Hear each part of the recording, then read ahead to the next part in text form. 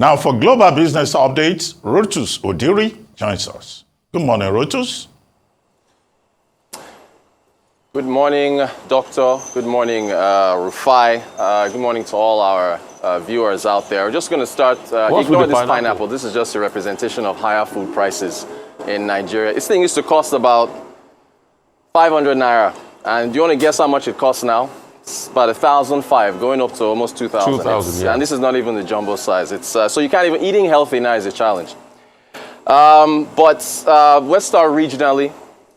In China, the NPC, the People's Congress, Li Qiang, speaking, of course, in Tiananmen Square, the Great Hall. China, of course, like Nigeria, are facing a number of challenges. They're talking about GDP growth. If we look at the highlights from today, which kicked off the NPC discussion, 5% GDP growth in China. They're also looking at creating about 12 million urban jobs. They're also wanting to increase defense spending by about 7.2%. And they're also wanting to reduce their budget deficit to 3%. It was revised downwards from 3.8%. Now, the key thing here is, China's 5% growth target of last year, of 2023, was aided by, base effects. The fact that they were coming out of COVID lockdown. So those base effects aren't going to be around anymore. And so things might be a little more challenging for the Chinese. And of course, deflation, property issues, and on the like. We move to the Middle East. Since we're talking about, we'll get to Transcorp Power later in Nigeria, but parking is owned by Dubai. So Dubai has a public parking system. They've been growing vertically with buildings going up. So there is an emphasis on parking space. And so what they have decided to do is to divest about 25% of this parking company in an IPO, an initial public offering. So they are actually going to be selling shares to the public in this. I mean, think about this. This is just, parking services, public parking services in Dubai. They're looking to raise about $429 million. Yesterday, I spoke to you both about India and matrimony.com, a website that is just set up to people who want to get married and link up. That is a publicly traded company. You leave money on the table when you are not trying to put as many companies as possible on your exchange. And so Dubai is doing that and using that as an example. I think on the exchange is going to be listed March the 21st for parking. We go to Europe.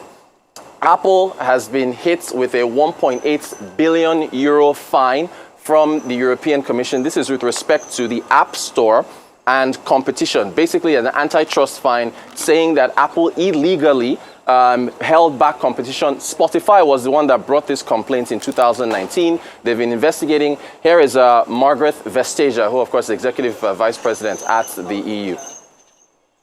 Today, the Commission has fined Apple 1.84 billion euros for abusing its dominant position on the market for the distribution of music streaming apps.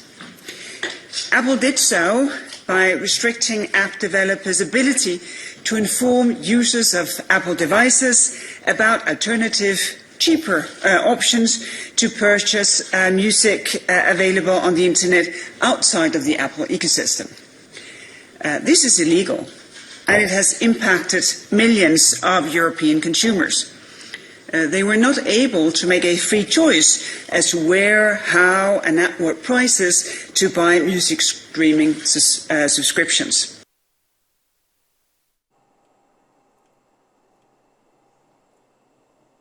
Let's now move to the United States. It is Super Tuesday. Donald Trump and Nikki Haley facing off in 15 states plus one territory. There are about 829 delegates up for grabs, about 16% of the total delegates up for grabs today. Trump well in the lead, but a key thing that a lot of people are going to be looking at is how well Nikki Haley performs on the margins. If she gets up to 40 to 45% of votes in these 16 states, there's a narrative that is going to develop that suggests that there is a sizable number of Republicans that are not on board with Trump becoming the Republican nominee and may either choose to sit out during the election or, well, I'm not sure they'll vote for Biden. They may just sit out. So it's what analysts are going to be looking at is the margin of victory for Trump across these states. Nikki Haley actually she beat him in D.C. I mean, it was the only state she's won so far.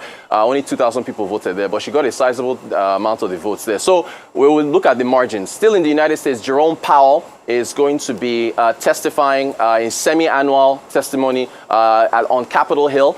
He's going to be facing pressures from Democrats that want him to cut rates to juice the economy, although the U.S. economy is pretty strong and has been doing well.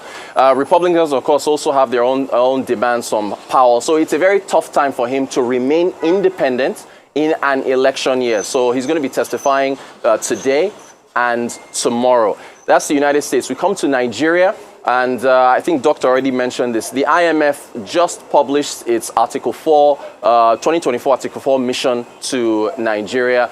They're projecting 3.2% GDP growth. They're saying that GDP growth is still not meeting up with population growth. They have said, and this is key, electricity subsidies and fuel subsidies are going to potentially cost Nigeria 3% of our GDP. So you can imagine growing at barely 2.7% in 2024, and almost 3% of that 2% is now going to be lopped off because of fuel subsidies and electricity subsidies. They also they said food insecurity should be the #1 priority for Nigeria right now. Food insecurity, and also that they should direct transfers to the poor need to be quickly implemented. And they also commended the monetary policy, the MPC, for raising rates. Speaking of MPC and raising rates, there's a new savings bond. I mentioned this last time. The federal government savings bond, a retail bond that is available in the first full week of every new month. So you will notice the rates at the bottom of your screen. The 2-year bond, 15%. It was 12% before. The 3-year bond is 16%. That was 13% before. A 5 million naira investment in the 3-year bond nets you 800,000.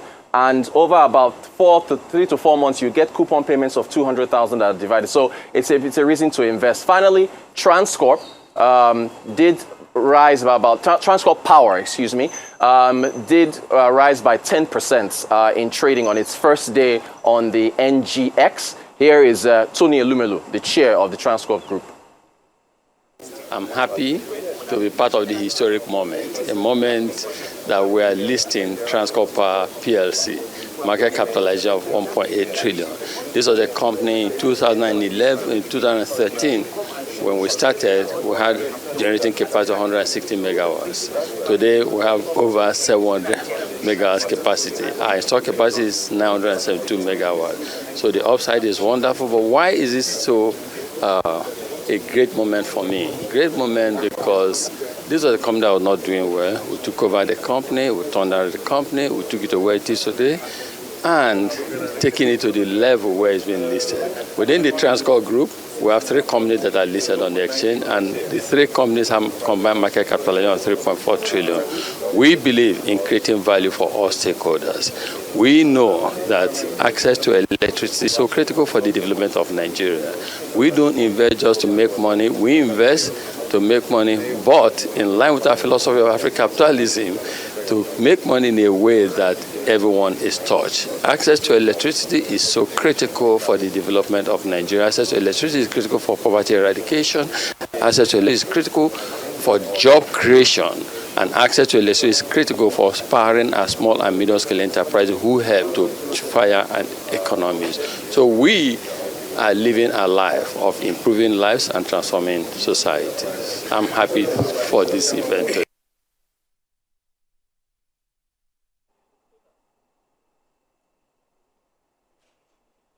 Good. Let me know when we're back.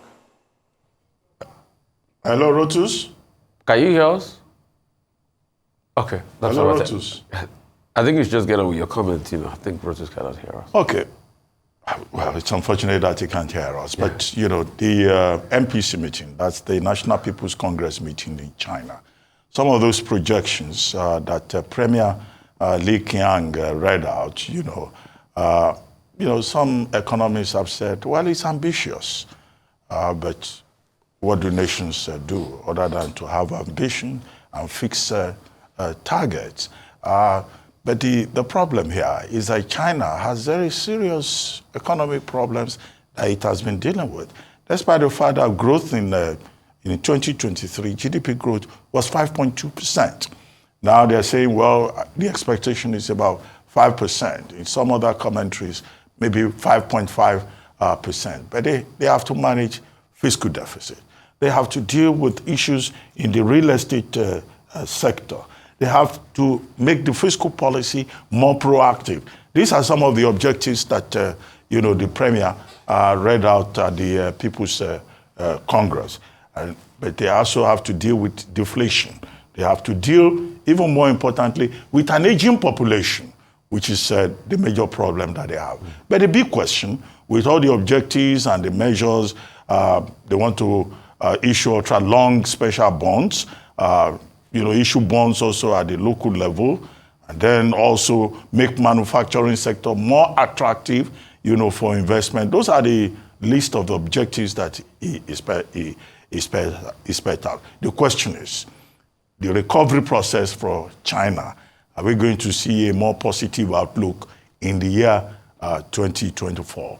But what the National People's Congress does is to set goals. In December, the party meets.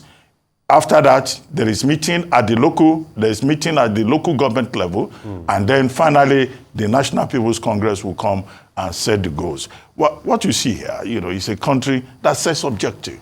I think the big challenge will also be the aging population, because Rotus mentioned population dynamics in relation to the IMF Article 4 report. If the IMF tells us that this year we're likely to have 3.8% GDP growth, what is 3.8% GDP growth in a country of over 200 million people?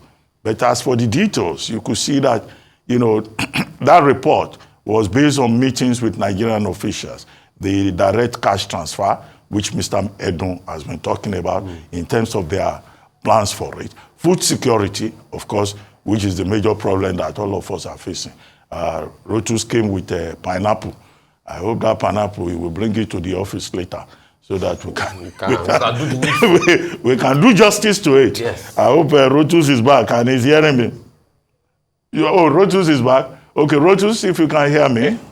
I can hear you. I was just saying that that pineapple is not just for the demonstration, though. I think when you are coming for JBR, just bring it. You should peel it, then put it in a refrigerator, put it in a plate, and bring it for us. Are you hearing? So, but finally, let me just make the point about, the IMF Article 4 report. I think the big deal there is what Nigerian government does with production, improved oil production, because they say, okay, growth 3.8%. That growth of 3.8% that they are projecting is based on increased oil production. I hope that we'll be able to sustain that. And then, of course, the headwinds that we still have to deal with, high inflation and weak naira. And then they're saying they support monetary policy tightening. Well, we have seen the effect of what the MPC came up with recently. And, within the economy generally, there is a wait-and-see attitude. You talked about the fine on Apple. Well, I think what we have seen is the effect of what is called the Digital Markets Act. You mentioned the competition law. The detail in the Eurozone is in that Digital Markets Act. But Apple has said they're going to appeal. So whether that appeal succeeds or not, we'll see. But the company that took the case to the EU Competition Commission is Spotify. But competition, of course, is good. The objective of the Digital Markets Act is to encourage competition. Finally, on Super Tuesday, which we'll refer to, well, I think the big win here also is the fact that the Supreme Court has ruled in favor of Donald Trump in the Colorado case. You recall that, in Colorado, there had been an attempt, as in many other states, to make sure that he doesn't take part in the primary ballot in their state. But the Supreme Court ruled that no, Donald Trump, can be on the ballot, on the primary ballot. And that's a big win for him. Although he says it's a big win for America. But what we imagine is that out of Super Tuesday, despite Haley's determination, Donald Trump will still carry the day. And by the end of today, by the end of Super Tuesday, the race will have been won and lost, and Trump will have been properly established as the presidential candidate of the Republican Party.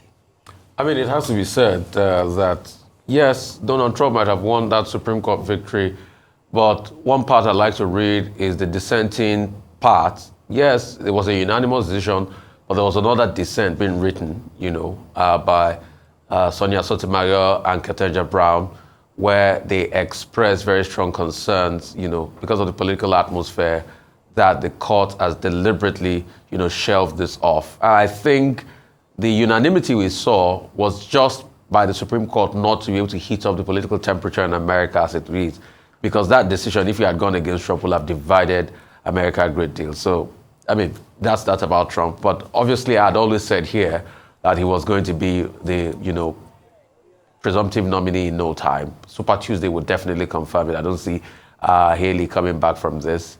And probably he'll be able to coalesce efforts and see if he can make one of his picks. Probably if he can pick a woman too, like Haley for vice presidential running mates, that'll go a long way. China seems to me is having what Japan had in the 1990s, a glut.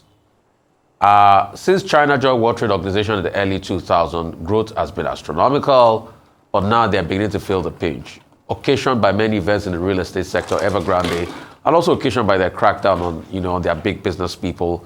Let's see how all their targets go. They're saying about 5% growth, targeted growth in 2024. Only time will tell. Also looking at the fact that China has a immense debt problem. It's on ground, issuing a special bond, also, adding to the hitherto, debt process, targeting about 12 million jobs. There's been a slump in the economy. Let's see, maybe it's that lull, because when economies grow and they overheat to a certain extent, there's a part of them that takes the steam out. And that's what Japan has been going through. But let's just see, because post-COVID, and that's why for those that make the argument that, it's the Chinese virus, I want to, differ a bit, because COVID hurt China more than anything, We're supposed to see that big growth for them, but it hurt them more than anything. So let's see, maybe it's that lull like Japan had in the 90s. Margarita Vestager, that woman is a hard nut to crack. I mean, she's always there at these companies, finding them, but trying to bring about sanity to the system, because we have always seen that unfair competition, by these big tech companies, and they use the muscle and size. But the other argument, the flip side argument will be that, they've also built this muscle and size. And Elon Musk trying to sue in public conscience now, saying that what ChatGPT or OpenAI is doing is no longer, it's for profit now, it's no longer in the interest of, development and all of that. I think it's a conversation we should explore, and I think he has a very great point as regards that, because I remember many years ago, the Luddites movement, their protest against industry and all of that. Yeah, technology is good. It will accelerate things. It will make us go into the future. But we also need to look at the consequences on the shape of our economy. And for Elon Musk that is suing, remember, he too can be sued. So, and that's why his members of staff are suing him. I think only recently he just got out of a conundrum. I don't know if he's even paid his members of staff in Ghana, that they are not paid for a while. As regards the government bond, I share your concern about that, Rotus. In fact, I just posted that on my page too. I reposted that message on my page. And another thing, please don't forget to, cut the pineapples very well and get the part out and cut the head over. And or probably you could make do you have beetroot in the house, Rotus? Just put some beetroot and just make a quick juice. I don't. They're expensive, but maybe I'll get some. So just make a pineapple and beetroot smoothie and bring it. Anyway, thank you very much, Rotus. Thank you.